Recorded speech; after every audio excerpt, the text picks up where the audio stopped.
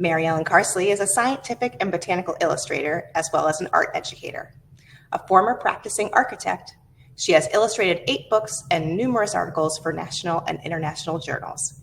We're excited to have her with us today, teaching about the fundamentals of botanical watercolor.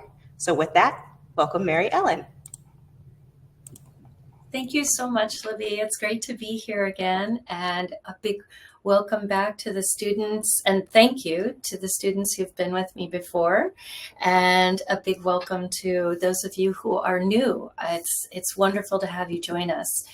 So just I know that sometimes when you start, if you're a first time, getting started, you've always wanted to try drawing, you've always wanted to try painting, I want to assure you that everyone was a beginner once.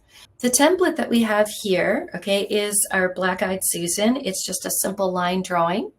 And then what I recommend that you do, we'll just go over this really quickly, is you could take a thin piece of paper, some tracing paper, and you can trace it over in pencil. And then all I do is take the pencil, just, take a soft pencil and then put some graphite behind it, and then go to your watercolor paper, and then you can trace the template on top of that. Now I'm showing you this first because as I go through the different materials and things like that as we're getting started, if you haven't had a chance to trace the template at least once, you could see if you use a fairly heavy hand on your watercolor paper, it does come through. I'm going to zoom down so you can see it's going to be very light. Right here you can see it. You can always darken it up for yourself if you want to, but you have that very, very light underdrawing there. So there's just a quick, like I said, if you're running a little behind, and we're all very busy all the time, if you want to do that while I'm going through the materials and things to set up a flower for yourself, you can do that. Now, getting to our materials, I mentioned a soft pencil. Typically, we have 3 kinds of pencils, hard and soft, for underdrawing purposes. And by underdrawing, I mean this is the reference drawing that we use that we're going to paint on top of. So it's literally the drawing underneath the painting. Typically, you want to use a hard pencil for that. You want to use a 2H pencil. And when you want to pay attention to the fact that with the same amount of pressure, okay, with the 2H pencil, you're going to get a much lighter value range. You're not going to get the darkest dark that you can get in very, very subtle shades of gray. If I have a softer pencil that is a B pencil, and I always like to remember B for bold and H for hard, you're going to notice I'm using the same amount of pressure and I get a much darker value scale. Now the difference between this pencil and this one, the H pencil, the 2H pencil, and the H pencil, or the B pencil, the difference between the two of them is the amount of binder that's in the pencil. So it's the amount of glue keeping the graphite together in the pencil. And so when there's not a lot of that glue, you'll notice that it's very soft, it smudges very easily. When there's a lot of glue, we get a very subtle value scale, and it doesn't like to smudge as much. So just as a quick review for those of you who are comfortable with drawing and have drawn before, if you're out sketching in your garden and you really want to just do pencil sketches, you want to stick to a softer pencil, a B pencil. If you're planning on doing any kind of painting like we are today, you want to stick with an H pencil. You want to make sure that you have a harder pencil because you do not want that graphite to get loose and to mix in with the pigments and thus kind of dulling or killing the color in the pigments there. So you want to make sure that that's there. So those are our pencils. I like to have at least 1 eraser, if not 2. There's 2 kinds of erasers that basically that you need. One is the classic pink eraser. I think of this eraser as an eradicator. Okay. One thing that you have to, if you really don't want that line, you want to get the pink eraser out, and it will take out, you know, dark lines, dark areas, things like that very, very quickly. If you're doing something more subtle, you want to use the white plastic eraser. Both of these are very, very inexpensive. Brand doesn't necessarily matter. If you do hear me mention a brand today, sometimes I like to share what's worked well for me. That isn't, I'm not paid to promote any particular product. I'm just sharing what's worked for me. And so it's not necessarily meant to be a kind of a sponsorship, but you need to find through your practice what works best for you. The white plastic eraser is very, very gentle to the paper. You will notice that your paper has tooth to it. And the tooth is what we call the texture to the paper. So this paper is, I'm using Arches hot press paper. This literally means that when the paper was created, that it went through rollers that were heated. So just like when you iron a shirt, that means that the watercolor paper has now had all the wrinkles ironed out of it. Okay, so the tooth of the paper is important. So for example, if you noticed, and I'm going to show you the cover to my watercolor pad, you're going to see that it says hot press right there. Okay. So on the hot press, like I said, that goes through rollers that are heated so that the paper is very, very smooth. You can find rough, you can find cold press. The cold press is going to be a little bit rougher than this. And then rough paper, you'll notice, will actually have like a bumpy texture to it. Now, you'll notice that my blotting paper here has a slightly bumpy texture.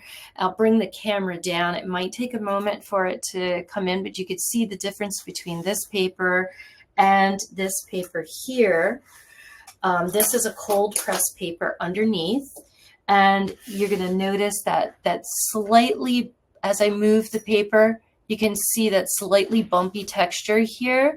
That is a cold press paper, which means that when the paper was made, it went through rollers that were cold. So it didn't get the flat ironing effect that the hot press paper does. Why would you choose one between the other? Well, generally, if I'm just doing sketches, I would use a cold press paper. Just because I want my work to be a little bit looser, a little bit less detail. If I desire having detail in my watercolor, and I'll show you the sample one that we're using. So I want to have a great deal of detail. This is a hot press paper. This allows me to get in the sort of folds of the petals. It also allows me to get in the venation of the leaves and things like that. So less of a sketchy feel, more of a finished feel I'll get with the, or a more detailed subject I'll have with the hot press paper, and a more sketchy feel with the cold press paper. So it also can depend upon your subject. Were I to have a subject, say like pine bark, I would want that to be very, very, to have the paper work for me, and the paper would help me capture that rough technique. So these are all things that you can experiment with in these different kinds of, and using those different kinds of materials. You'll also notice that watercolor can come in different weights. The thicker it is, the more stable it is, the less it will buckle, which means getting the hills and valleys in it when it gets wet. Also, you can buy watercolor in blocks. You'll notice this is a block. This area here is left loose on purpose. This is how ultimately, when I'm finished with this painting, I'll take my thumbnail underneath there and I'll be able to separate it from the block. This adhesive along all four sides of the block keep the paper stretched. And then again, it won't buckle when the page gets wet. So that's why you use you can use a watercolor block, or you'll notice that in sketch pads, the watercolor paper is a good bit thicker, and that's just to help it stay stable while you're painting. Because if you get those hills and valleys in it, you don't want your pigment running someplace where you don't desire the pigment to be. Say you want it to be a highlight, you want a darker pigment down here or more pigment down here. You want to make sure that there isn't, this area isn't a low spot on your page because the paper is buckling. So those are the basics with the paper. The next, Ellen? yes.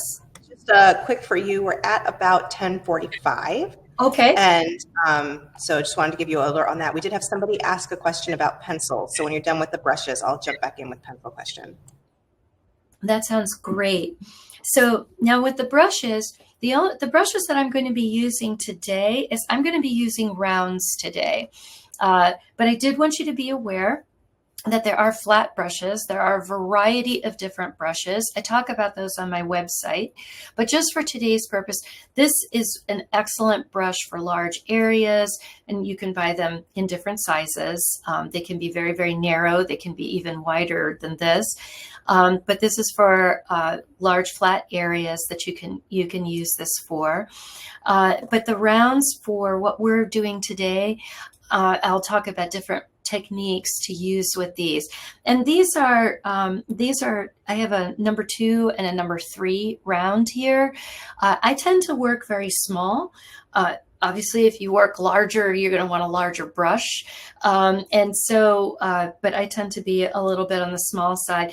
Also, these brushes are very, very handy because they usually fit in your kit a little bit more easily. So the rounds are the ones, they also allow you to get a nice detailed tip on them as well. And then the flats are more, as I said, for the washes that we have, but we won't be using that one today. And then last but not least, we're going to talk about palettes. But Libby, since we have a few questions, I think I'm going to save the palettes for when we get to color theory. Okay, and then I'll answer any questions we have now, and we can get started into our other work. Yeah, so we had 2 questions that popped up here. One person said their pencils are HB2. Mm-hmm. Is that between hard and soft? Yeah, that's a great question. So the HB is a soft pencil, and then the numbers have to do with, so it gets a little bit convoluted sometimes because there would be an HB1, an HB2, an HB3, and they would be progressively softer pencils. And then if you have, say, a 2H out of 4H and a 6H, those are progressively harder pencils. So a little bit confusing. And the best thing that I could say is, and any legitimate art supply store will allow you to do this, bring a little piece of scrap paper with you, on a little memo pad or something, and then always just check your value scale. Is this what I want? Does it have the feel that I want? Is it giving me the values that I want? I tend to like, certain brands, especially when I'm sketching, because they have a smoothness and a creaminess to them when I'm sketching and doing that. So I feel like the feel of it is very, very important. That's less so for when I'm doing what we're going to be doing today, which would be the underdrawing. So generally, the higher the number, the more it is, whether hard or soft. And the HB is just an in-between H and a full B. If that makes any sense at all. I hope that helps. Definitely, yeah. And then someone else had a question about the flat brush that you showed. Okay. What's the size of the flat brush you were showing, and is it sable? This is a 1-inch flat brush. This is, I'm going to be honest with you. No, I stand corrected. It's 3/4 of an inch. It's a flat brush. This is not sable. This is just acrylic. This is a very inexpensive one. Again, one of the things that I would really, really recommend when you're first getting started, please don't spend $60 on a brush. You also don't want to get like an elementary school grade brush either. You want to get something that is what they call art student grade, or a lower grade professional brush. Buying it's kind of like if you haven't worn a if you haven't ever touched wool and then you touch mink. And I guess that's because they actually do. Sable is sable from the animal, which is in the mink family. So that's why those brushes are so very, very expensive. It's very difficult to appreciate what that extra money is getting for you. Frankly, I do not use sable brushes myself. I tend to use ones that are a higher grade. I'm sitting here looking here, a higher grade acrylic brushes that I use. And I also really, lately, I've been really enjoying imitation squirrel brushes that are actually Japanese made brushes. I like the way these brushes behave when I'm painting with them, and I'll talk a little bit more about that as time goes on. So I really, really recommend, these three brushes here were about $12 a piece. This brush was over $20. So I would really, really recommend kind of staying middle of the road. You don't want to spend $2 on a brush. But I would say if you're just getting started, don't spend $40 on one. I think that it might not do for you what you're hoping that it does. And in the end, what really matters is how it feels for you, how it works for you. So I hope that answers that question. Definitely. Thank you so much. Okay. All right. So are we ready to get started with our subject today? Yeah, let's dive in. Okay. So our subject today is Rudbeckia. And as I said, I'm going to be doing the class notes for you. So you don't need to worry about it. You're going to see that I have things that are already penciled in here, but that's just to help me as I go along. So this is Rudbeckia hirta, which is commonly known as the Blackeyed Susan. It is an extremely popular wildflower in most of North America, especially Eastern North America. I have to say, from my part of the world, it's a little early for our Blackeyed Susans. Mine are just beginning to bud right now. Unfortunately, the first buds I gave to the deer, but that's okay. That means it's going to be a good season, I think. So they are Eastern and Central North America is where we find Blackeyed Susans. As I said, they are a wildflower. However, there are a million varieties of them, I think. They're also, it's really important, they are from the family, the aster family. And the aster is one of the largest flower families in the world. And that includes daisies, asters, etc. And pretty much anything that looks like a daisy or an aster is going to be in this family. And as I mentioned, it's a little bit of a debate about whether the aster family or the orchid family, which we have featured here, is the largest flowering plant family in the world. So that is what we have today. And as I said, I'm going to be inking in all these notes for you so you don't have to take them for yourself. So now let's talk about how we get started, because especially when we're painting, and I'm going to be thinking about this as when we're painting in our own gardens. So when you get started, you want to get yourself settled and in some place where you're comfortable.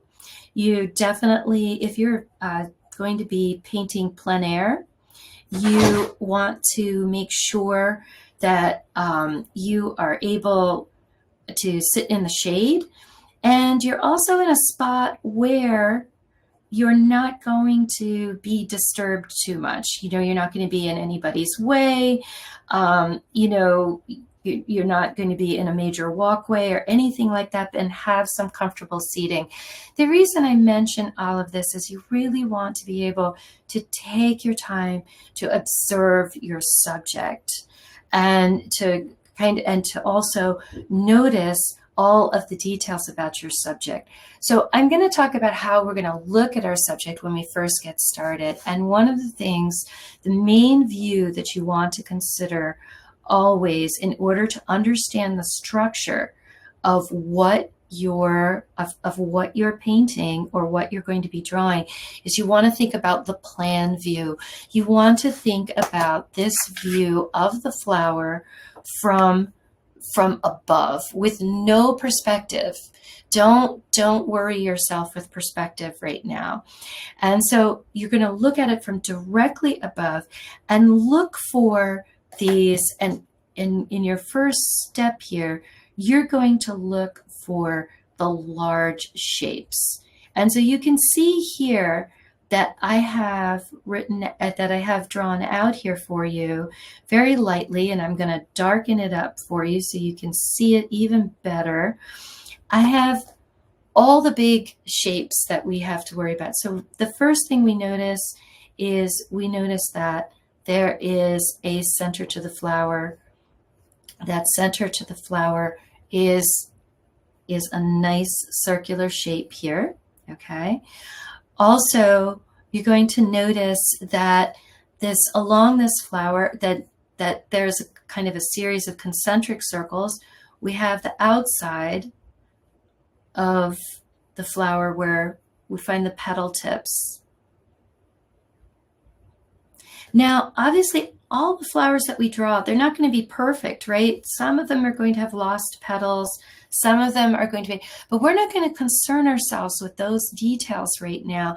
What we're looking for is that overall structure, that logic that we see in the structure of the flower that's going to inform our understanding of it. The more we understand our subject, the better we'll be able to paint it.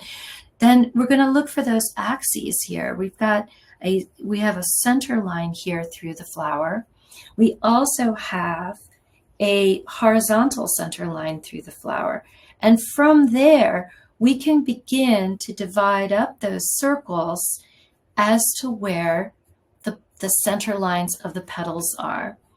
And then when we draw the petals in, we draw them in not as soft shapes, but I want you to think about them more as geometric shapes. So if we look at this particular flower, we're going to find that the petals are somewhat diamond shaped. You're going to notice that it's a little bit, the wider part of the diamond is actually pushed up forward.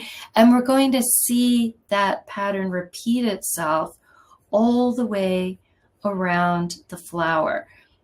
We're also going to notice that each one tends to have one or two little folds in that. And you're going to notice that if we set up all of this kind of underdrawing like this, all of this kind of these structural lines like this, it's going to be much, much easier for us to draw our flower. It's going to appear much more convincing. And it's also going to be a lot easier to gather all the details of it. So I always recommend doing a few sketches of your subject that are what I would kind of call structural sketches, that I'm going to draw it just from above and understand it from above, and doing that. When you're doing this, you want to look for the different relationships of all of these large shapes. As I said, these are concentric circles that we're dealing with. And you definitely want to notice the proportions. And we're going to talk about that as I said, there's this interior logic that's going on in a subject all the time. And so when we get this, so we're going to look here, and I want you to notice that when we take the proportions, I'm looking at these proportions relative to the flower itself. I really don't care if my flower, okay, is 3 inches across or 2 inches across. What I do care about, though, is that each petal is 2 centers long. So let me say that again, okay? So if this is the center of my flower, okay, and I'm starting to put a little shadow on there for you so that it starts to pop out a little bit. If this is the center of my flower here, and it's this wide, if I take this dimension and I measure 1 and 2, I get the length of the average petal. Now, will every petal be that way? No, it probably won't, but it's going to be in the ballpark. So you want to use what's called relative measurement when you do this, when you set up your painting. So you want to have this relative measurement of one part of the flower or one part of the plant to another. And you're going to find I always love telling, my workshop participants about this, because this is often so eye-opening.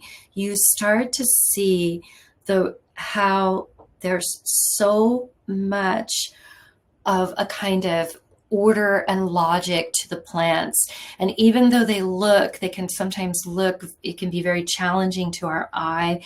We don't always see how all of these parts are connected and things. But if we look carefully enough and we begin to compare one part to another in this proportional way, we can see that there definitely is a logic going on and that the flower is proportionally related. And that's part of what makes it so pleasing to the eye.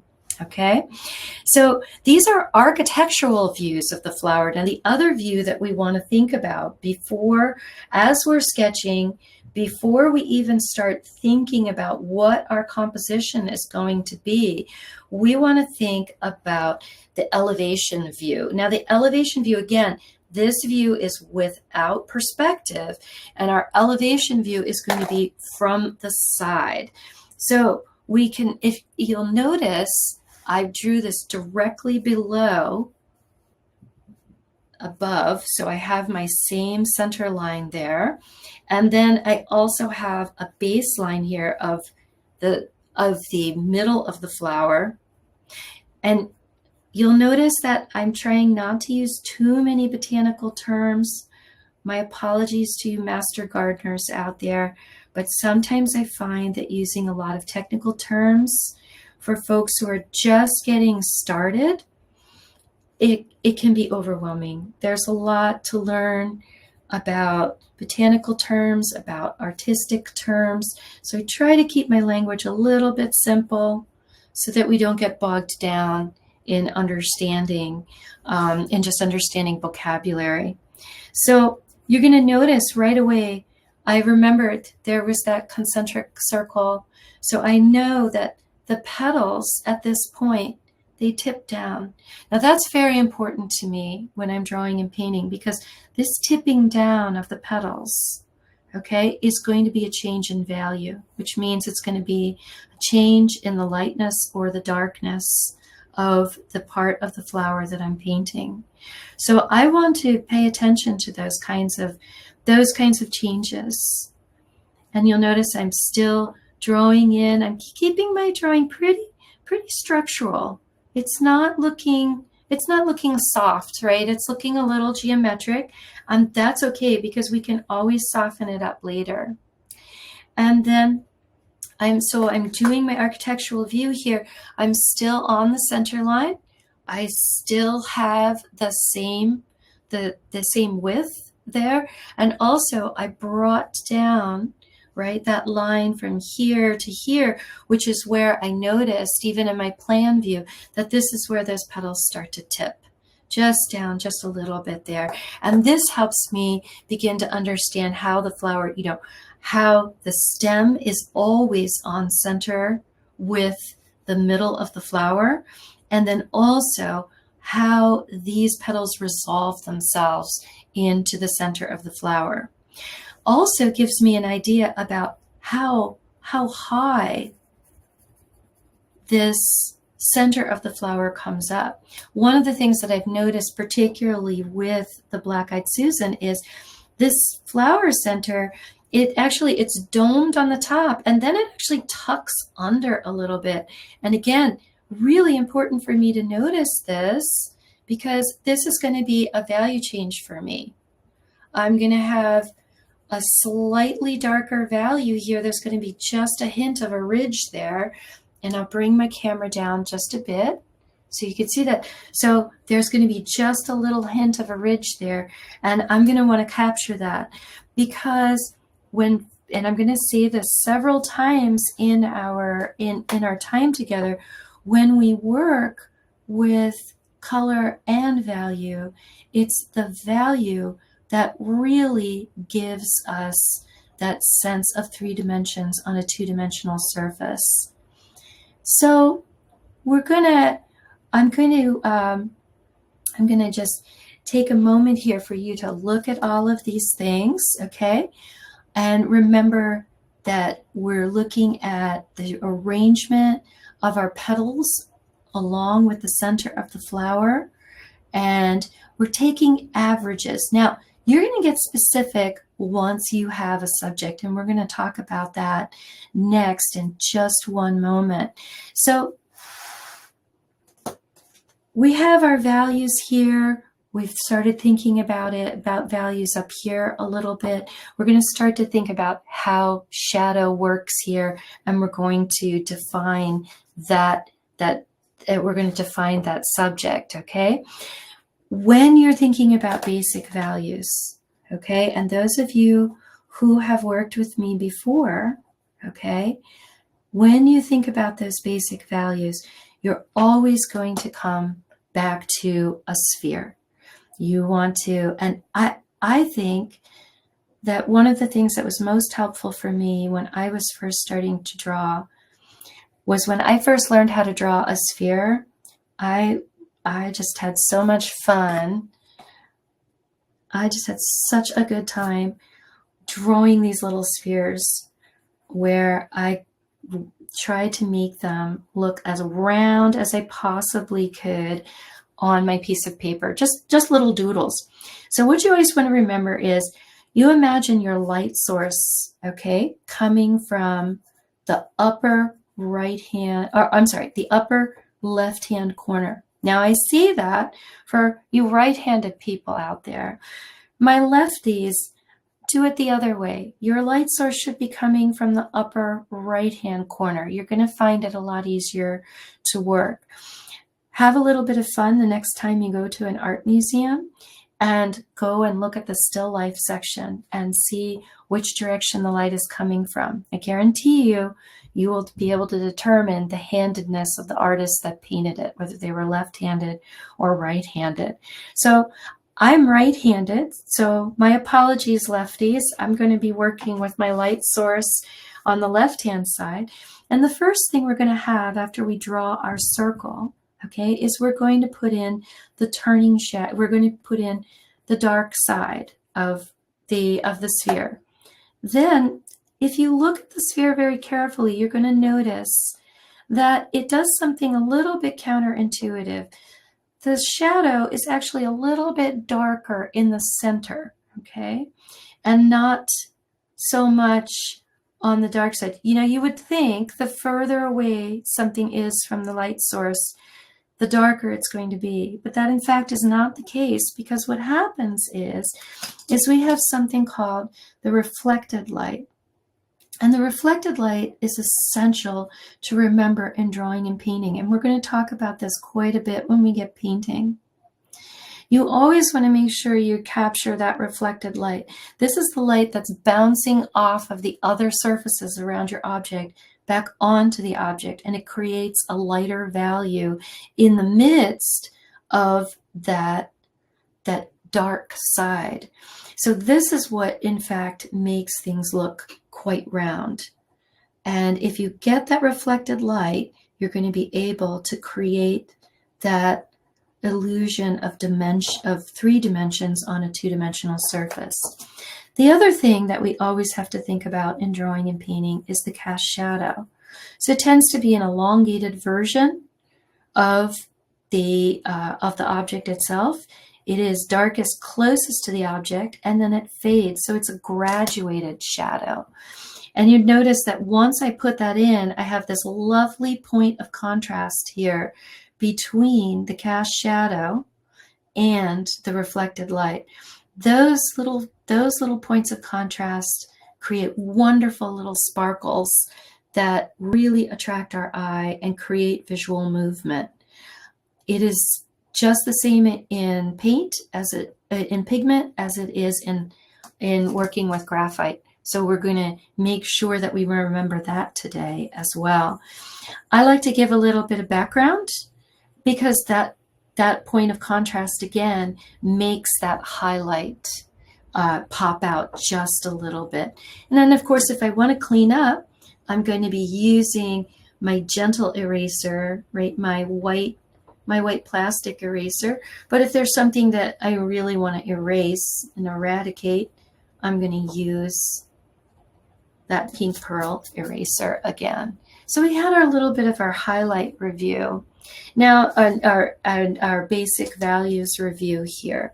Very, very important to remember this. It works exactly the same in paint, and I'm going to do this for you in the paint as well. So let's do that. Let's get a little bit started there so we can get sort of warmed up paint-wise.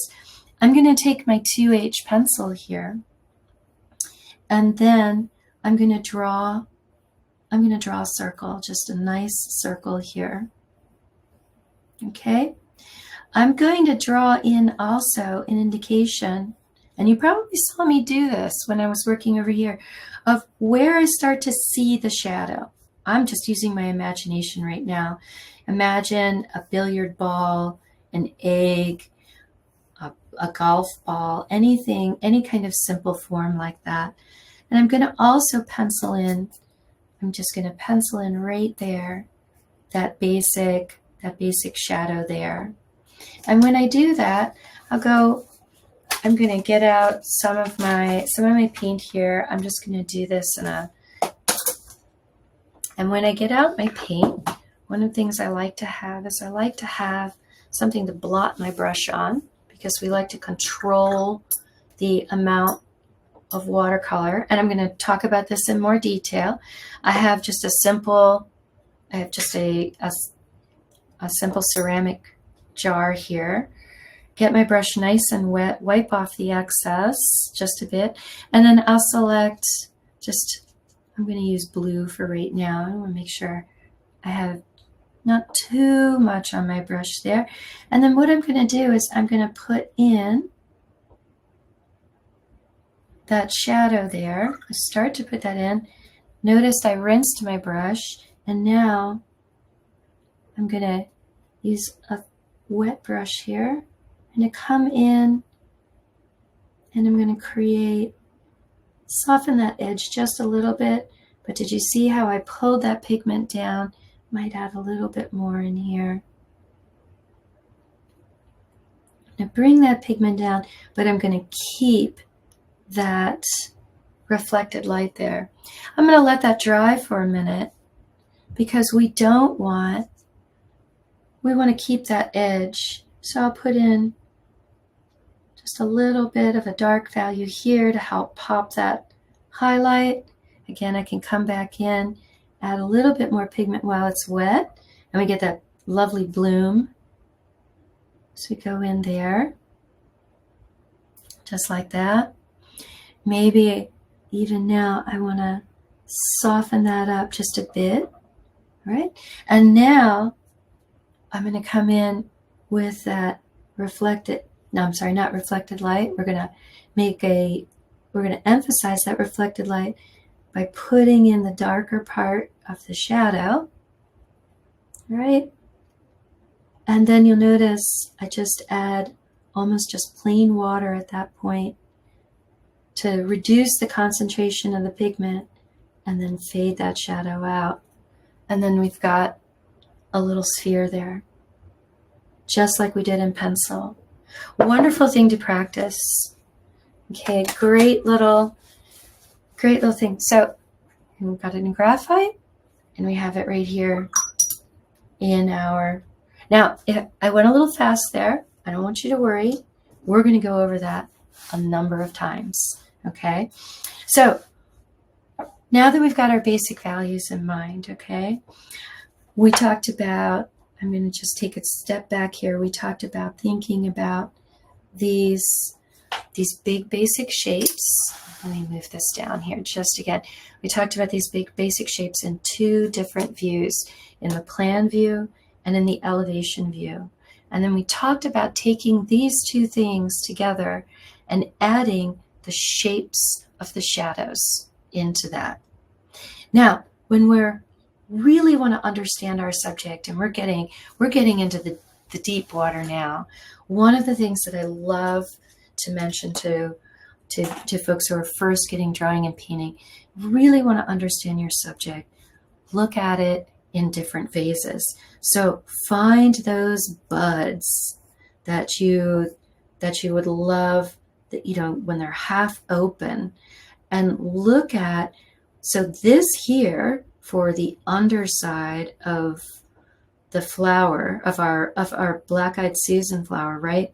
This is going to really reveal how that, you know, there's this attachment that's going on between the middle of the flower, the stem, and then there's all these beautiful, I just love these delicate, tiny leaves that come off of the stem and that sort of cradle the bud of the flower inside there. And so when you look at that, and then also when you get the opportunity to look at how the flower begins to unfold itself.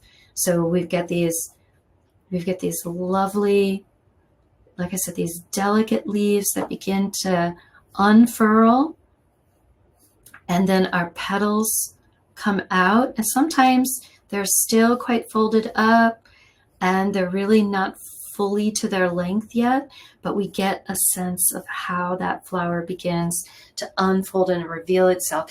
And notice when I did my sketch here, okay, I kept aligning it up so I could kind of keep my, my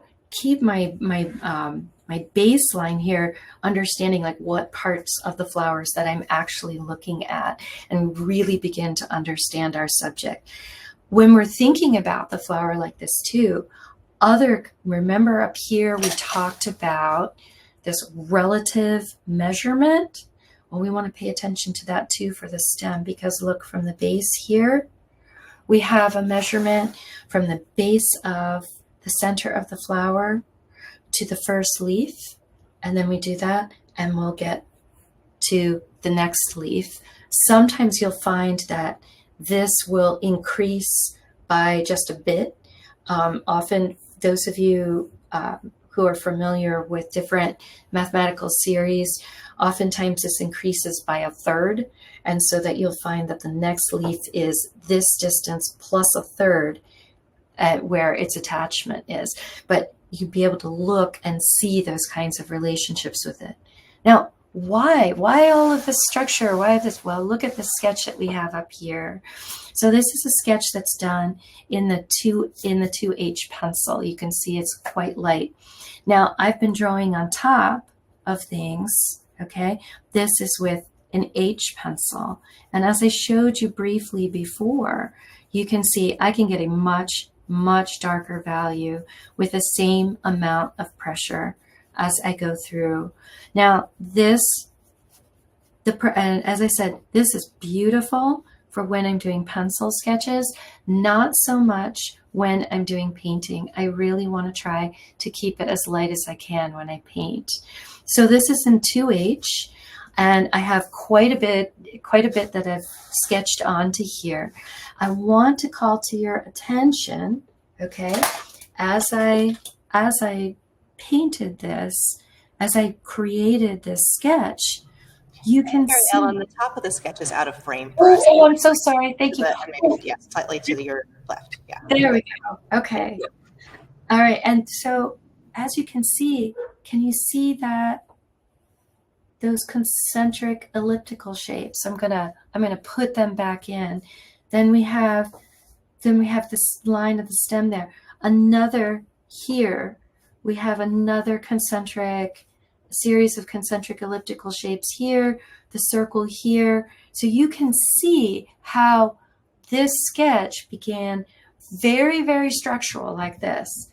But I begin with those basic structural lines, with that basic geometry, and then I begin to soften that sketch up. So that's our kind of drawing review with that. And what I'm going to do, Mary Ellen, we have a couple questions. It's about 11:20, also, just so you know. That's what I was actually just going to ask you for some questions. Okay. So can you, someone asked if you could define value. You were talking about basic values. Is it possible to define that? So value is the lightness and darkness of an object. Okay, so that is all. Sometimes people call it shade and shadow, with shade meaning that it's lighter, shadow meaning that it's darker. But that's what you're talking about, is the value of an object. Okay, so you're going to notice that I could speak about value, like the values of the B pencil are generally darker than the values of the H pencil. So that's what I'm speaking of. I'm speaking of shades of gray, generally. Fantastic. And does the position of the light source matter if you're ambidextrous, or is it just the same? Well, then I would say that you have a rich person's problem. You have choice. So you can just choose whichever side that you prefer and are most comfortable working on. Also, I have to say, in a field setting where you can't choose where your light source is all the time, that would be a huge advantage. So bravo. Someone had asked about the jar you were using for your water, and it was a ceramic jar. And is there a benefit of having a ceramic jar versus just a glass jar? I like glass or ceramic. It doesn't matter, as long as this has this has a very smooth, glossy finish on it, which means that the pigment will wash off of it very easily. So I can get this back. I like using clear or white, because when I wash it, then I know it's clean. I can see that it's clean and there's no pigment left in there. If there's a color to the glaze, or if there's a color to the glass, sometimes pigment can be left, on the bottom there and things, and I don't see that it's actually, completely clean. So that's why I stick with kind of white or glass. That's a great question. I never thought Yeah, thank you for that. We have one more person's asking about your sort of process in creating these pages. What comes first for you when you're developing these notes? Is it the drawings or the layout? Oh, interesting. I would say that, that's a really interesting question. So I think this is a little bit where my architecture background comes in. And so I generally think about, how I try to take apart how I'm seeing. That's what's really important to me, because and then how I'm processing what I'm seeing. So when I want to understand something, I think about, what is the map of it? How is one part related to another?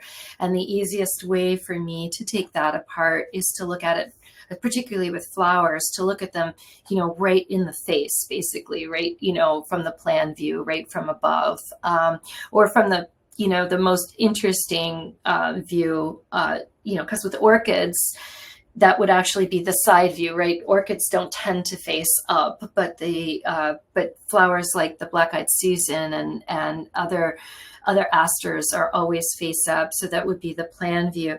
And then I try to think about, you know, how do I look at it next in that I'm going to see, how does this relate to that? Because when I'm looking at it this way, I can't see how that tucks in there necessarily. But if I look from the side here, and I look at this view here from the elevation view, I can see how they're tucking in there. And then also revealed is the actual shape of that center. From above, it looks like it's just a button, basically a fuzzy button in the middle, but it's far more than that. It actually has this little part that tucks in, and then all of these petals tuck in under with it. And so there's a really lovely way that they're all folded together, and you can see how that manifests itself in the bud, because notice that the bud itself here, so imagine this is smaller, but this is going to be much more fully developed in the bud. This is underneath here. So I know that my wider part, right, is, if I just distill that down to a basic shape, my wider part is going to be down here in this lower third here because of the shape of that. When I've seen that mature flower, I know to look for that relationship in the bud itself. And it starts to, you know, literally as the flower, you know, you start to not necessarily take the flower apart, but see how the flower unfolds and look at it that way. So that's basically the way I look at it. I find that understanding these big shapes and things also makes your drawing less fussy. So you know, looking at this way, you know, I don't get too caught up in, you know, sometimes we fall in love with like the curve of a petal or, you know, the turn of a leaf and things like that. But if you don't have the whole structure correct, that one part of your drawing might be, or your painting might be pleasing, but you need to see the whole structure to make it all work together logically, and to have some reality to it. So I hope that helps. Thank you. Yes. Okay. I think we can keep going, and then we'll pop back in with more questions later. Okay. I will say, years ago, I encountered a book, and this was, I think it might have been back in the age of stone knives and bearskins when I was in college. And I think that it was, I believe the book is called Visual Notes. And I know that I got a great deal of my note-taking ideas. I'm not sure style would be a good way of putting it, but I know that I learned a great deal from that book at that time. So if the book is still in print, that it's called Visual Notes. So okay, so let's start talking about, now we're going to leave these, but don't worry, we're going to come back to them. Because I'm going to experiment doing a lot of painting on them and things like that. But we're going to talk about some watercolor basics. So we're ready to dive in to some color theory here. Now, when we talk about watercolor basics, it is essential that we understand some color theory. Okay. And I know I use the T word. Theory always gets, you know, it strikes fear and boredom all at the same time. And so I promise you it won't be boring, and you shouldn't be afraid. But basically you want to remember that you have three primary colors. Okay, this we all should know.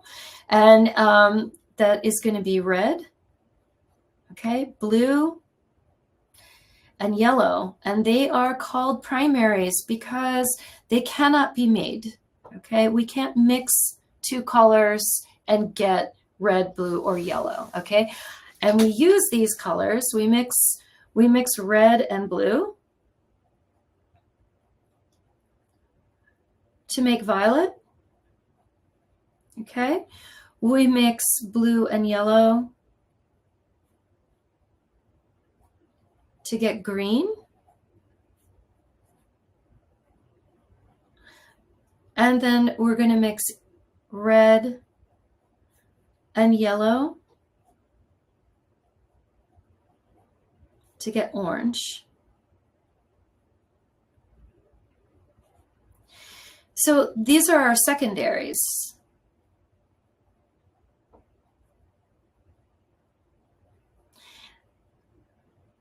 That's it. That's all you need to know. That's color theory. All right. So now, then there's a few things that we need to remember about color. So let's talk about color and color mixing when we talk about our primaries and our secondaries. So as I mentioned, I'm just going to wait to talk about my palette until we got to this section, okay, and we get started to paint. Now, Libby is fond of teasing me about my messy palette, and she was all amazed that I actually had a clean palette. This is a brand new palette. It was a gift from my son, and I've been having a great deal of fun with it. Now, palettes always have several different parts. I'll show you. This is my usual palette. They're going to have an outside like that. You're going to have areas for the color, okay? And then you're also going to have areas to mix your color. So these areas in here are for your color mixing. So different palettes have slightly different configurations. You can see this one how it closes over like that. Also, you're going to notice that they often have a ring on the back. That's so that you can put your thumb through. And if you have been painting for a while and you didn't know that, don't feel bad. I actually remember the day, and I had been painting for quite a long time. I remember the day that I put my thumb through the palette and I was like, oh my goodness, it's so much easier to paint like that. So don't feel bad. It's not immediately obvious that that's a thumb hole and that's what that's for. Okay, and you can see it's set so you can keep it sort of on your arm and then paint with your other hand. Okay, so those are sort of the mechanics of the palette. Now, generally, you do not want to close your palette when it's wet. You want to leave it someplace, or you want to wipe off all of the wet washes and things before you close it up. Okay, this palette often has lots of things on it because these are actually colors that I've mixed for specific projects, and they're actually kind of visual notes to myself. But if I were to start a new project, I would get a wet paper towel, and I can do that actually right now because it's watercolor. Watercolor is gum arabic which is water soluble, that's mixed with pure pigment. And so that's why it's really easy to remove the color just like that. You'll also notice on my palette here that I have the colors labeled, and that I often on such palettes, I often even put the brand down. Different brands have, every brand of watercolor will have alizarin crimson. Every brand will have a yellow or a raw umber. Each brand is slightly different. As you go along and you paint, you might find that you prefer one brand's ultramarine blue to another brand's ultramarine blue. That's completely a matter of preference.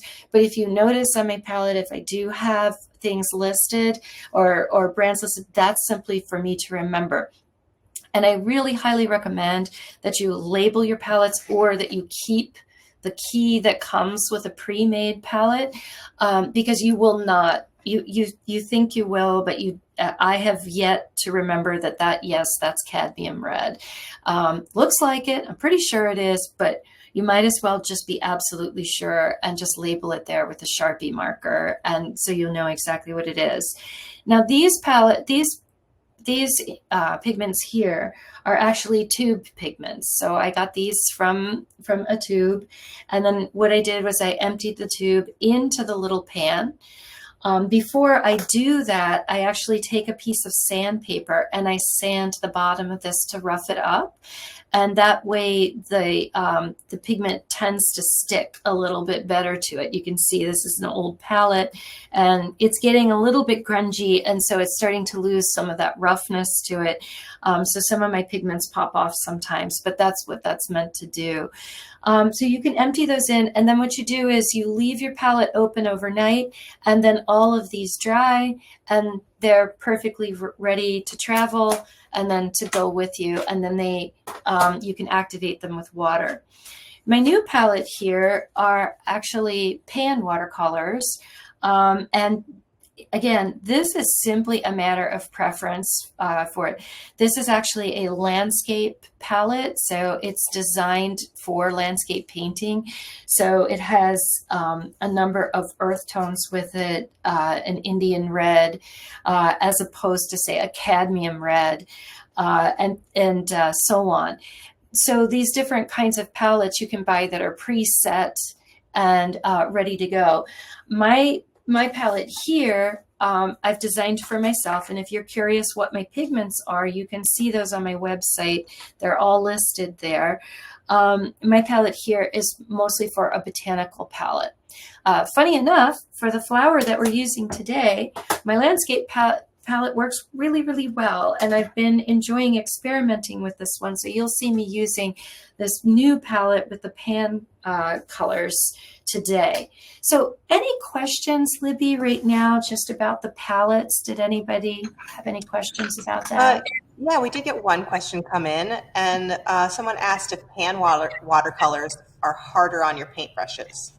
Oh, that's interesting. I would say no. The one thing, and that's a great, thank you for asking that question. I'm very glad you asked it. And because what I'm going to do is I'm going to do all the things you should never do to your paintbrush. And I'm actually going to find a paintbrush that I am not fond of. Yeah, this is a good one, because you can see. So here's a great example of a paintbrush that is sad and old and needs a little bit of well, it's beyond TLC. It needs to just be used as for a glue brush or something like that. First of all, it's excessively stained on the closer up towards where the bristles attach to the brush. Okay, so when you have this kind of excessive staining from pigments and you just can't wash it out, then your brush is getting near the end. The other thing, it's not uncommon for brushes to get stained over time, but you will notice that these brushes here, they don't, even though their bristles are darker, you really can't detect any pigment in those brushes at all. So this one's sad and getting near the end. You'll also notice too that the bristles are starting to flare out. So when I leave my brushes to dry, I always leave them wet when they're clean, and then I always make sure that they make a nice little tip like that. They should pretty much stay. And again, this is a newer brush. Notice that tip is still really sharp and it's not wet. This brush is not wet. This brush is wet. But when this brush dries, it starts to kind of fluff out a little bit. And that's another indication that this brush is much older. So I'm going to do mean things to this brush that you shouldn't do to your brushes. I'm going to take my brush and I'm going to crush it into the bottom of my thing, because thinking that it's going to clean my brush. That will not clean your brush. That will make your bristles start to flare out.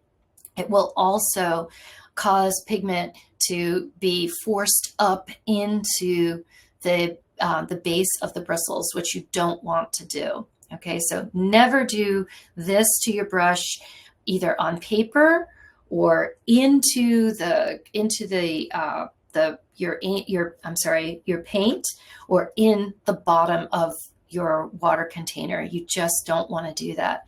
The next thing you don't want to do is, I'm sorry, brush. I feel bad. Brushes, After you Right, work. Ellen, you're a little blurry right now. Would Oh, you mind just maybe adjusting down to your yeah. palette or somewhere to see if maybe that'll. Let me do There you that. go. Oh, There you there go. we go. Okay. So the other thing too is, and I feel like brushes have kind of personalities to them. You know, I have favorite brushes, there's no doubt. So I feel actually a little bit cruel doing this. Oh, I think I'm going blurry again. You're good. You're good. Okay. All right. You, as I said, you don't want to do this to, you know, to your brush, but you also don't want to take this and go rub, rub, rub, rub, rub into the brush like that, thinking like, oh, I'll get it really loaded and get lots and lots of pigment in it. So that side rubbing like that, that's really, that again, all you're doing is grinding pigment into this. That's going to be almost impossible to get out. Your brush, and you'll notice when I clean my brush, I roll it and wipe it very gently. I am not pressing down hard. If pigment came out of the brush, you know, if I brought it out, oh, I'm just going to give it a little shake in there. I am not jabbing it down, and I'm going to clean it along like that until the water comes clean. And now that brush is clean. Okay.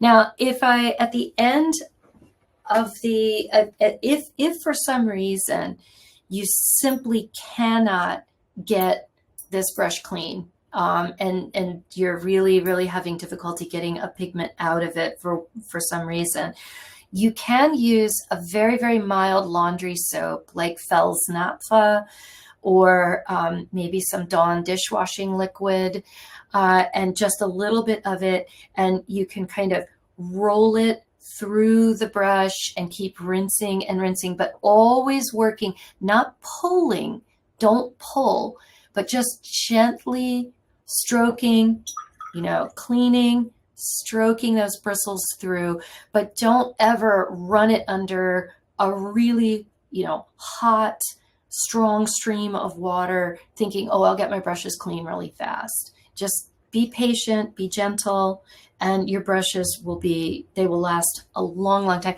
This brush is probably 8 to 10 years old.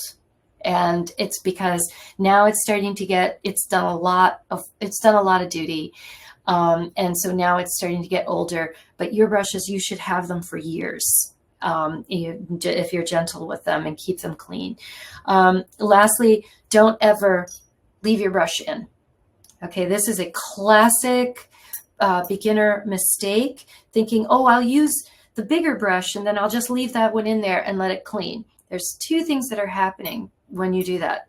The first thing is that this tip of this brush is sitting in yucky pigment on the bottom of your water container, and it's bending the tip of that brush. And that's not what you want. You don't want that brush tip to get bent. Also, brushes are designed to wick water up into them, or wick fluid up into them. If you leave it sitting in the water, these bristles actually do touch this wooden handle. And what will happen eventually is the wood will swell and it will crack the collar of the brush. It'll crack this metal collar and you'll have a ruined brush. So never leave your brush sitting in water for any long period of time. When I'm finished using a brush, even if I'm going to go right back to it, I clean it off and I set it off to the side, usually on a clean piece of napkin, and just leave it sitting there. And I can even take my camera, just briefly show you. It's just sitting there waiting for me for when I come back. And so you want to be very very nice to your brushes for that. So, and as I said, I know we started this question with, the question was, is the cake harder on it than the tube? And you'll notice that once this is dry, okay, this is really, I mean, this is tube watercolor.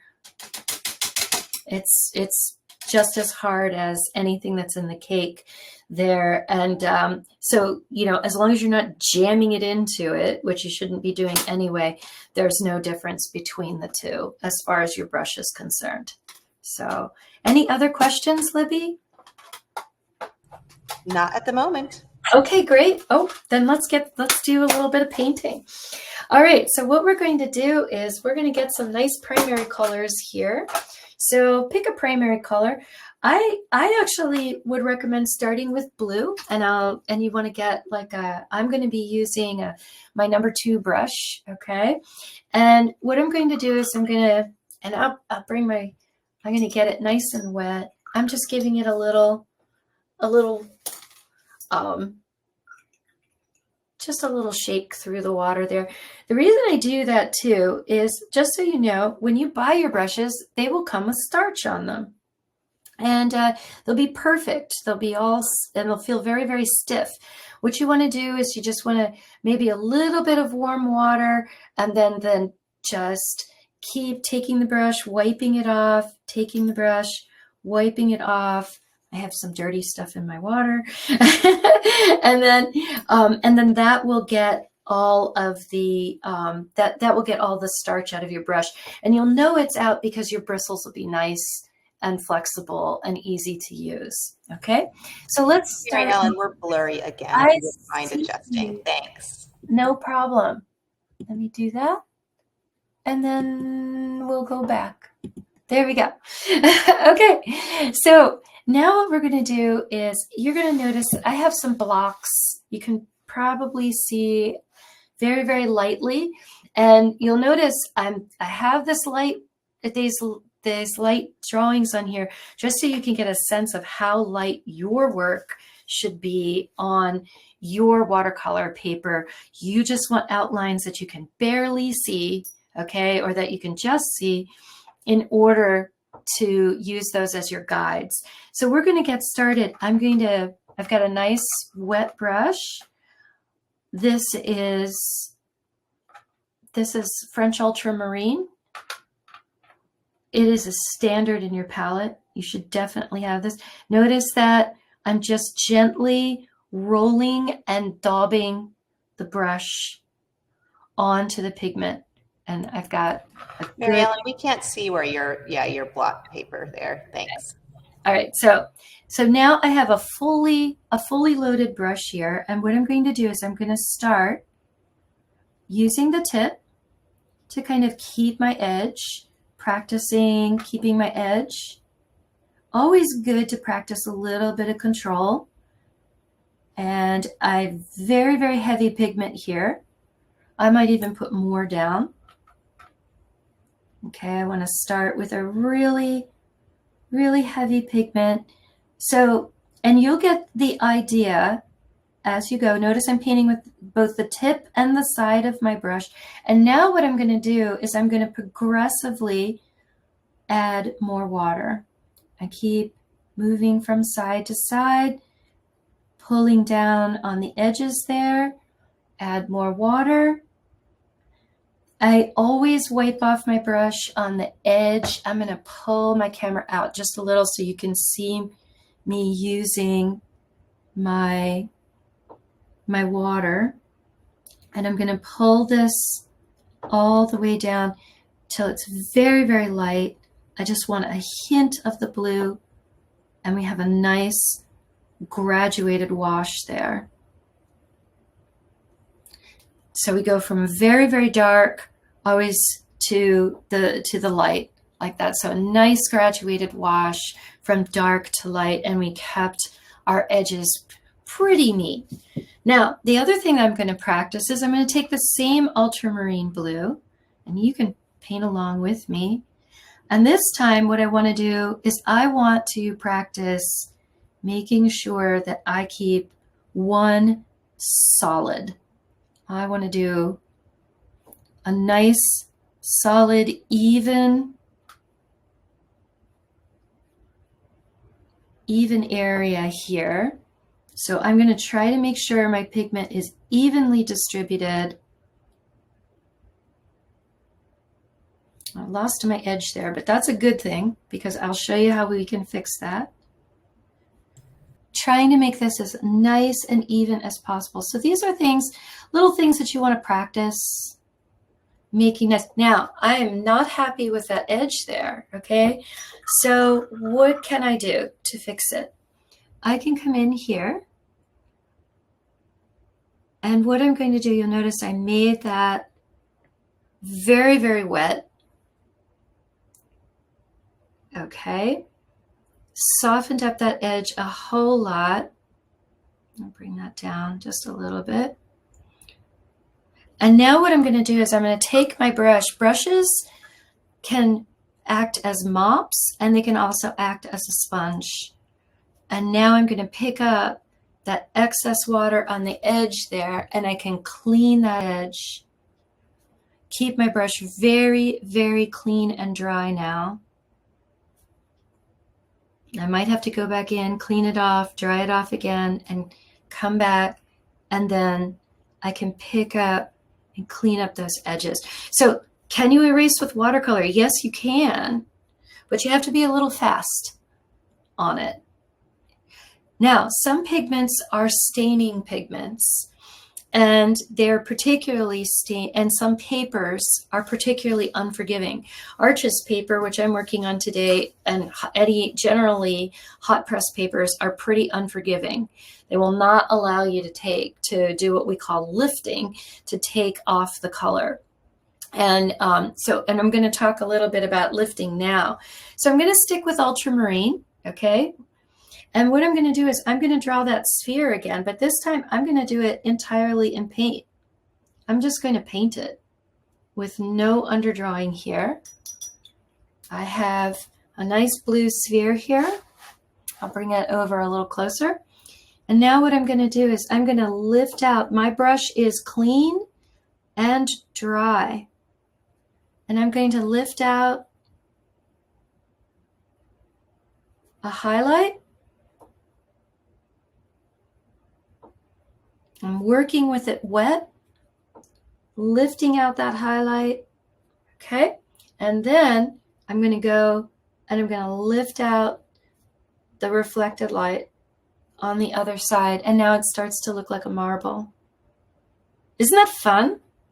Now, we want to make sure that your reflected light is not as bright as your highlight. The other thing you can do with highlights is you could just leave it alone. You could paint around this and then use the graduated wash technique around that, as you saw me do previously. Now, I can also put in that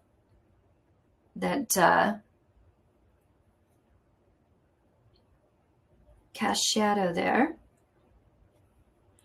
And with the cast shadow, especially if we're going to make it look like a marble, it's going to have some translucency. I want to, again, I'm going to lift out around the edges there and take a little out there. And now we have our little marble. Fix that edge just a bit. There we go. And I can also darken that down. Just a little, pop it just a little bit there. And now we've worked the values with color. Okay. Now we've created this value. Okay. This is value through pigment concentration. So all we've done here,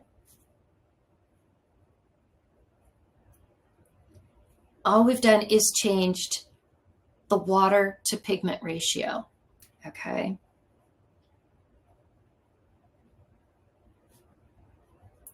We haven't done anything else in order to get the darks and the lights and to create that marble. That's all we've done with that. Okay. That's only one approach in watercolor. Really kind of fascinating ways that we can get value using the watercolors.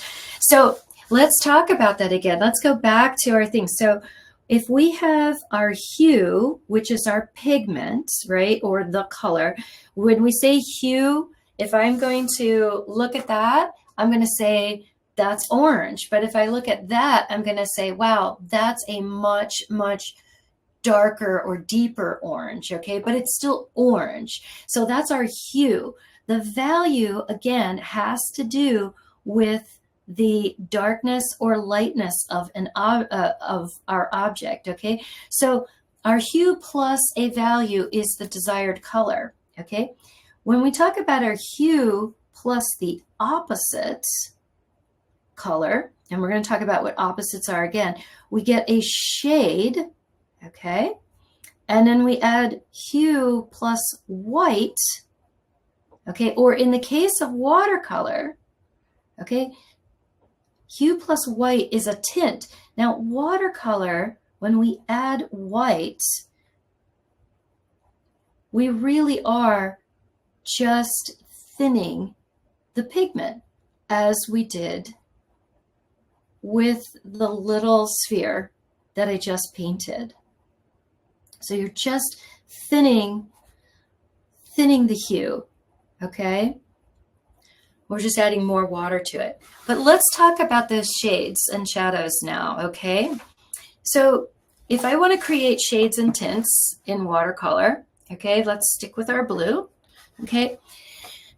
Now, all of these colors have opposites, okay? So when we talk about opposites are when we see the colors on the color wheel. And generally, we're familiar with opposites because they tend to be colors that are, well, they have high contrast. So the opposite of red, okay, is going to be green, all right? So then our opposite with violet, okay, is going to be yellow. And our opposite with blue is going to be orange. Oh, and of course, this is why I pencil things in first, because then I can't spell. So let's talk about how we can make this blue darker.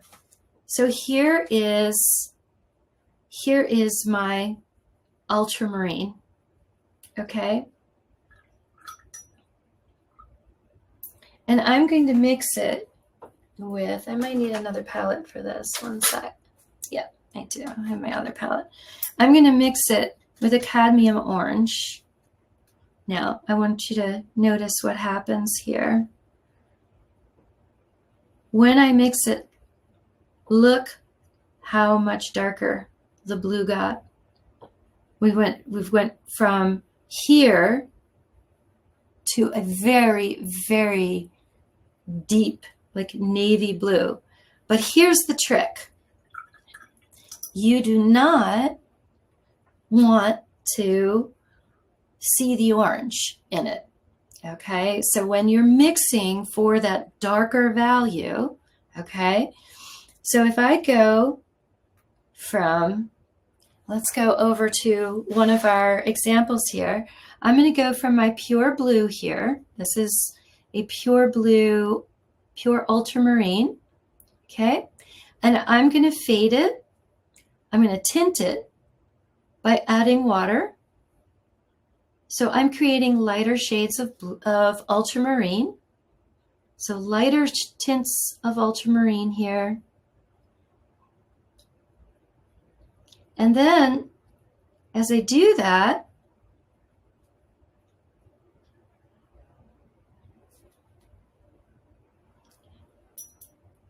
I can begin to shift it if I want to create a shadow by adding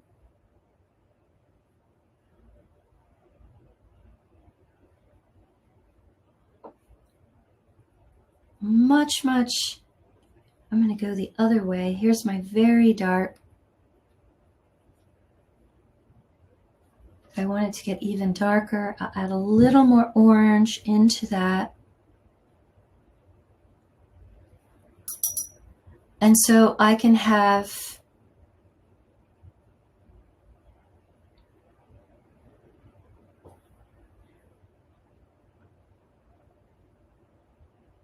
there we go.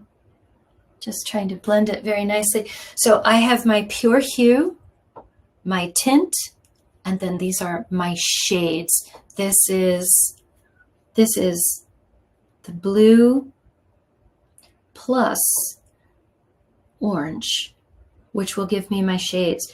Now notice I did not add black, okay?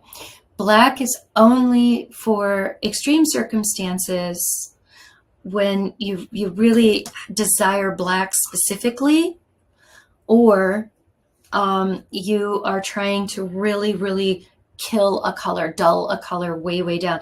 But notice this is the same. This is my French, and I'll write this down so you have this as a reference. It's the French ultramarine blue. Okay, and then this is orange. This is a cadmium orange that I added to it, which is its opposite, orange being its opposite. So this is how we get darker colors. This is how as a petal turns, okay, I'm going to add its opposite color to it in order to get that cooler shadow color to it. Now there's another way that I can do that too. And we can do something called a shadow mix. And I'm going to go ahead and show an example of that. This is when we mix the primaries. So I have blue. I'm going to have the blue here. Remember to clean your brush thoroughly when you change pigments, okay? And then I'm going to go add to it alizarin crimson, which is a very, alizarin crimson is often described by people as fuchsia. It's the color of Japanese maple leaves. Okay, so you're going to notice I'm going to use equal parts of this, and then I'm going to be adding in a yellow. Okay, so what we're going to end up with, I need to add a little more blue. I'm a little heavy-handed with the alizarin crimson. It's not quite the color. You're going to end up with a neutral. You're going to notice it's almost like a warm gray. So let me show you what that looks like here. And also notice that it's thoroughly mixed, so we don't see any of the other colors in it. So it's a warm, tends to be a warmer gray. And I'll write down exactly what the shadow mix is, because we're going to find out there's some really fun stuff that you can do with this. This is actually going to be the first thing we're going to paint with. So if you have your template ready, we're going to be able to paint with that. Mary Ellen, as you're finishing this, it is just a little after 12. Yep. Had a couple questions. Sure. Does a 2R brush, if it's labeled as 2R, does that mean anything? It doesn't. It's a 2. Probably the R has to do with the brand. And is there any difference in using pastel pencils or watercolor paints? Oh, well, pastel pencils, so you are in control. When you're putting the pencil down, you're in control of the amount of pigment that you're putting in. You can change it by adding water to it, but it's the direct application is going to give you like your darks and your lights. It's going to give you your values rather than. And then what happens is when you add water to it, that gives you an effect with it, and so you can create edges or create different kinds of blending and blooms and things. And we're going to talk about that when you have watercolor pencils or pastel pencils. So it's a little bit different. It's actually a different technique than what I'm showing here. Great, thank you. Does wetting the paper with clean water make it blend smoother? So that is, again, another thing that you can do for techniques. I'm going to be honest with you. I seldom do that. And I'll show you when I do it, and I only do it in certain areas. I know there are some watercolorists who, when they paint, they wet the entire page. That is a technique that you can use, and I'm going to be honest with you, it's not one that I use regularly, so that's why I never show it. That's fine, yeah. One more question, then we'll jump back into painting. But when you're mixing your color, what is the best way to sort of maintain the brilliance of the color? And does using complementary colors create a dulling or darker color value? Yeah, the complementary colors definitely creates a darker version of that hue. But if you want to kill the color, you really want to dull it, that's when you put in things like blacks and browns. So that's why I'm not a fan of darkening your, if I want a darker blue, I'm going to add orange to it. And do that rather than, so I get the effect like we talked about up here with this. So I get like a navy blue then, as opposed to the bright French. This is, like I said, this is the same pigment, which is pretty amazing. That's just, this is when I add the orange to it down at the bottom. So you can see I can get a cooler and a deeper color all without adding black to it. Fantastic, thank you.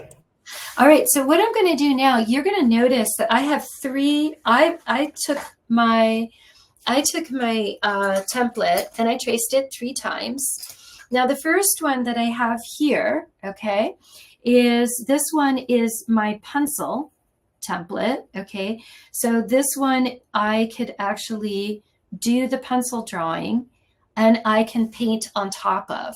Now, rather than fill in all the values, since our time is somewhat limited here, I'm going to show you what happens when I do that here.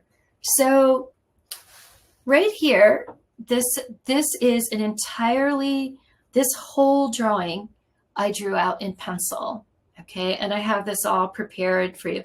So I have all of my values in pencil here on this page. You're going to notice I also have them here as well. You can see the light pencil values. So now let's paint this. Let's see what happens when we paint on top of this is a 2H pencil drawing, okay?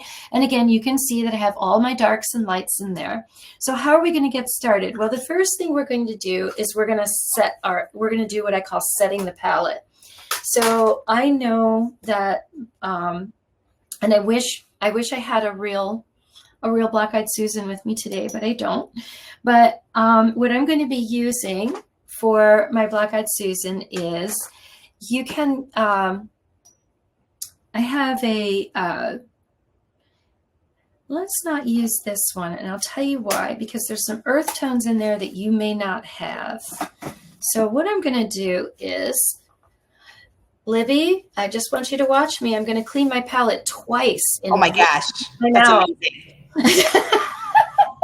So your palette is slightly off camera to the left. Just okay, the harsh. I want to see the full cleaning. Yes. Okay, I cleaned one spot. That's as good as it's going to get today. Okay, so what I'm going to do is I'm going to add a little bit of cadmium orange. Okay, a little bit of your orange. Your orangiest orange, your brightest one. Now you're going to notice that I use the pigment names.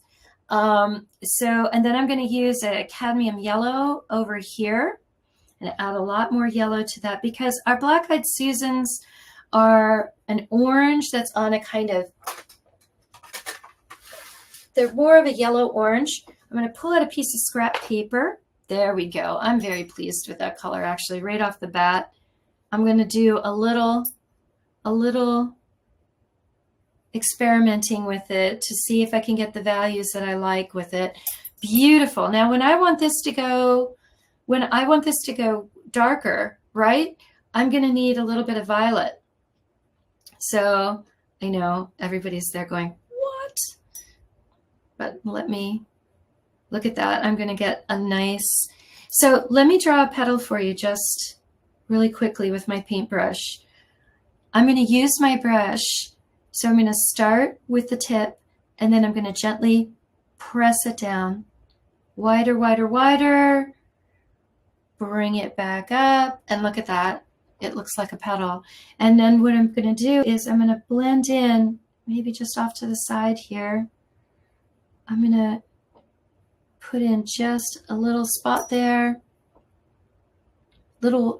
Add some clean water to that to get it to bloom. When I do wet into wet, that's called blooming, and it just gives you this lovely dark to light, and then we have the intense hue down there at the bottom. I'm very pleased with this color. This color is my cadmium yellow and my cadmium orange. Now what I'm going to do is I'm going to need to find a nice brown for the middle of my flower. That's most likely, I'm going to start with a burnt umber. Oh, I like that. Very, very pretty. Okay, I'm going to do the burnt umber. Why did I start with burnt umber? I started with the burnt umber because I know that there's a lot of red in the burnt umber. And when I'm using the orange, I know red is there. So the two will go together very nicely. If I want to cool down the burnt umber, I'm going to actually add a little bit of raw umber to it. The raw umber is the cooler version of that color. And you're going to see, I'm going to get a nice dark to light movement with that. And that's going to be the center of my flower. So I'm setting my palette, determining which colors are which. Then what I'm going to do is I'm going to pick out my green. Okay, I'm very fond of a green called Hooker's Green. And I like to mix my Hooker's Green. This is what the pure Hooker's Green looks like. It's a very, very vivid green. I like to take the Hooker's Green here. And then what I like to do is I like to add a little bit of that shadow mix to it. So we get a deeper green like that. A little bit cooler, a little bit deeper. And that's more what I like for working with my leaves. I'm very pleased with this.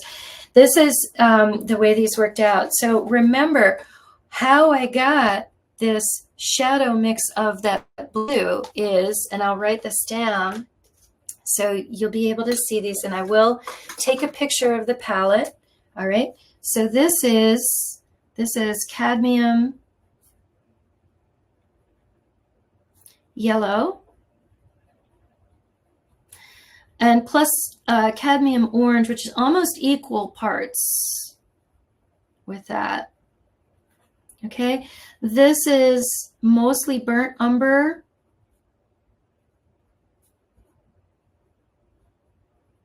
Okay, oh, by the way, this is violet mixed in.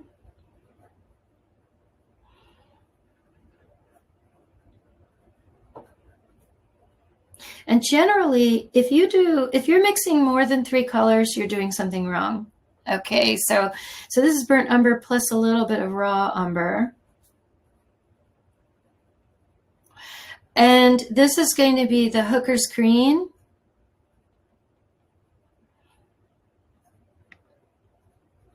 And I like to add to this, this is like the sort of navy blue, which is kind of commonly called, but it's going to be the French ultramarine plus the cad orange. And Mary Ellen, just confirming, you're going to post all these notes on your website after. Oh, yes, absolutely. I'm going to take pictures of all of these and they'll all be there. So don't panic. You can keep going. So now that we've got everything all ready to go here, let's paint some flowers. Okay. So the first thing that I like to do is I like to sort of get my, I'm going to start with the center of my flower here. Okay. And okay, I'm going to paint that. Can you see that? Should I come down a little bit? There we go.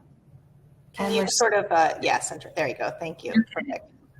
So I'm going to come in with this. Notice that I started darker at the bottom. I'm going to get the general shape of it. Now I'm going to come in and I'm going to pull out the highlight here on the top.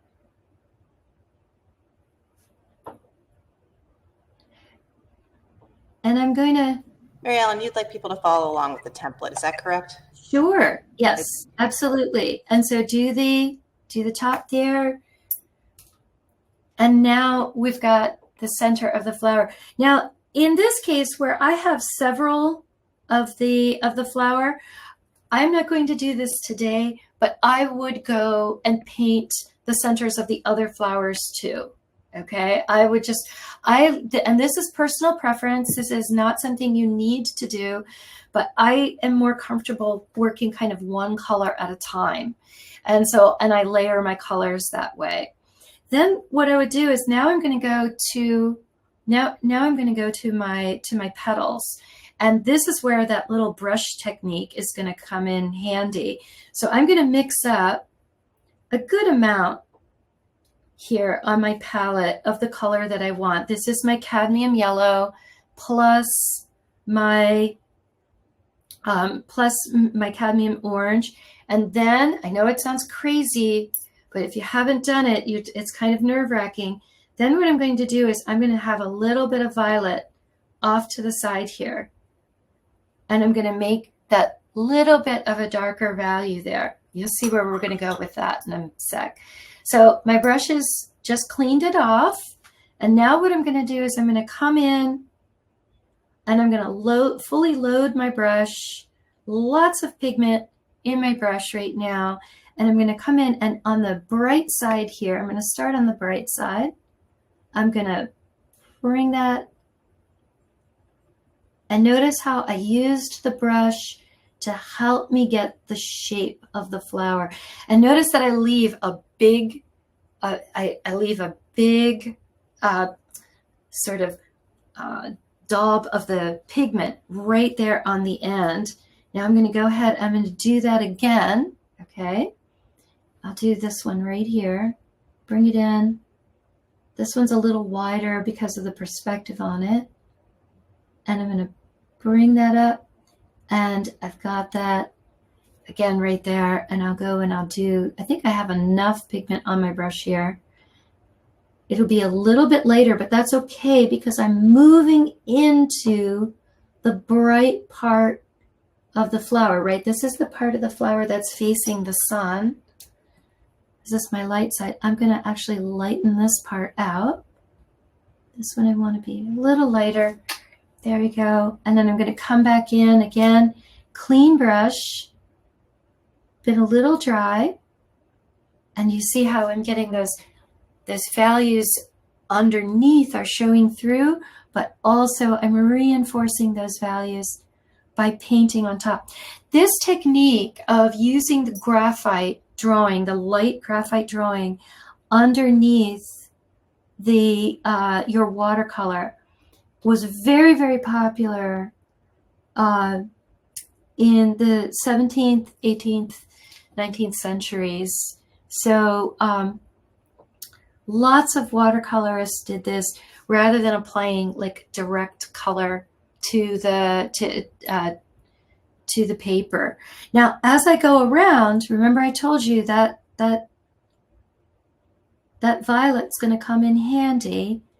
You're going to notice I'm doing a little less here, but now I'm going to have a little bit of a shadow here is going to start. And see, while it was still wet, I just touched it with that darker value. And I'm going to bring the camera down just a little bit more so you can see that. I'll do that one more time so you can see it, because this is going to get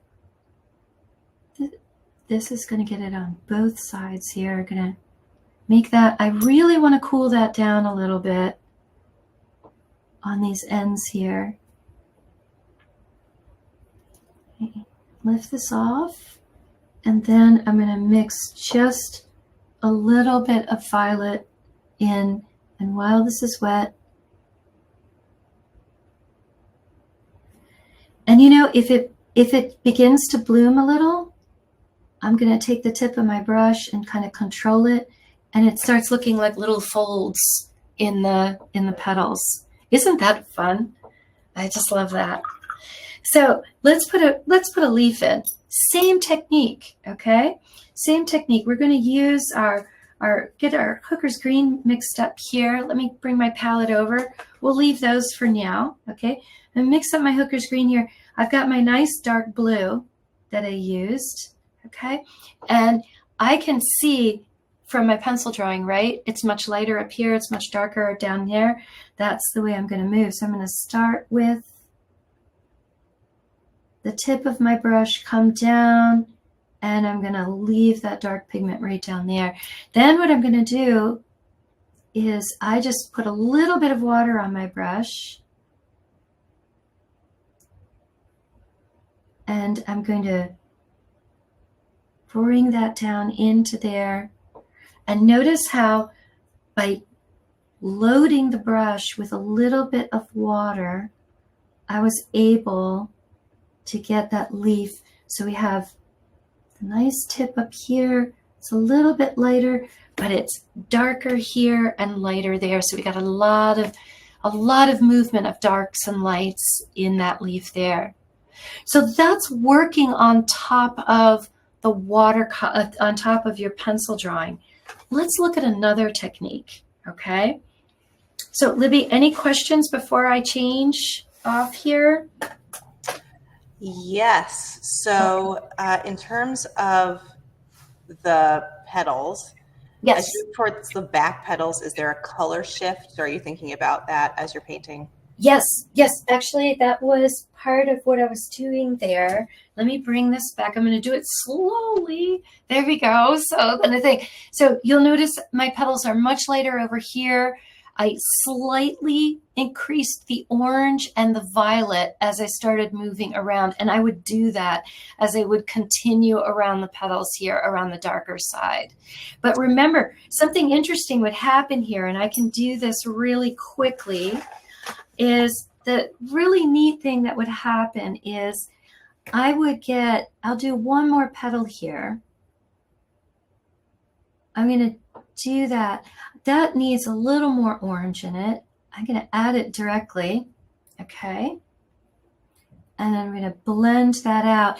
Now I'm going to use that violet here, cool it down right here, but I'm going to start to get a bit of a highlight in the center of it, right? Because there's a little bit of darkness here up next to that. It's a little darker, closer to the center of the flower. But, you know, it's high, but it's not too high. The sun's going to start to catch just a little bit there. And so I want to catch that. And I might even go over here and lift out some of this to catch that. So you're going to notice we'll have a little bit of a lightness here, and there, but these will be very light here and here. So you're kind of thinking about where the sun is hitting on those petals. And this is something that when you're sitting in your garden, you just, you take your time and you look at it, and you're going to notice all of those kinds of subtleties with that. So I hope that helps. Definitely. I think you're demonstrating this too a little bit, but do you paint dark to light on plants or light to dark? Oh, it depends. I tend to do light to dark because it works well with the watercolor that way. But it can be a little bit of both, whatever as you need it. I'll actually address that now. Now what I'm doing is, remember our shadow mix. Let me pull out just a little bit. Okay, so we had our shadow mix up here. Okay, and we have the alizarin crimson plus the cadmium yellow plus the ultramarine blue. Now what I'm going to do on this one right here as an example, okay, I'm going to actually start to just paint the shadows as if I were drawing it, okay? And what we're going to end up with is we're going to end up with a monochrome. This is actually, well, first of all, one of the best painters, one of the most skilled painters I've ever met is colorblind. He paints entirely in monochrome, which is really, really amazing. So you can say a lot with monochrome. And so what I'm doing is I'm painting that center there, and just as if I were drawing with it, I'm going to paint I'm going to paint this, but it's going to be entirely in this light shadow mix. Now, this shadow mix, I would love to be able to say that this was my brilliant idea, but it is not. I need to credit people where credit is due. There was a marvelous, incredibly talented man named Keith West, who was the botanical illustrator at the Missouri Botanic Gardens for many, many years. He's now passed away. He wrote many books. I do recommend them on my website. And this was his technique, was to paint an entire underpainting in a shadow mix, and then paint your hues right on top. It is a remarkable technique. So you can see I'm going to end up with a kind of Blackeyed Susan, but in sort of tones of warm gray. But you'll notice that just like I have a pencil, I would have a pencil drawing, I'm adjusting the darks and the lights, and I'm getting all the detail in. You see how I put the darks in, and then I come in with the water to keep that edge, but make a nice highlight in the center of that petal. Mary Ellen, we have about 2 minutes left. Just to okay. All right. And then I can let that dry for a few minutes. And then I'll show you, just in the last few minutes we have, what we can do when we get the color on that.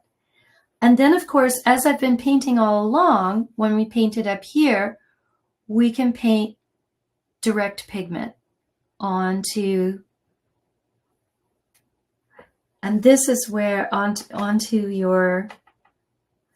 this is where we can use this wet into wet technique. You'll notice I added the darker value. I purposefully let it bleed into parts of the petal. This would be a situation here where that petal's slightly overlapping the other one. So I'm going to add a little bit of that there. And we're just going to paint just the direct color in here and alter the darks and lights by making the pigment thicker or thinner, depending on what we need and where we're at with it. So all of these are 3 different techniques that we looked at today.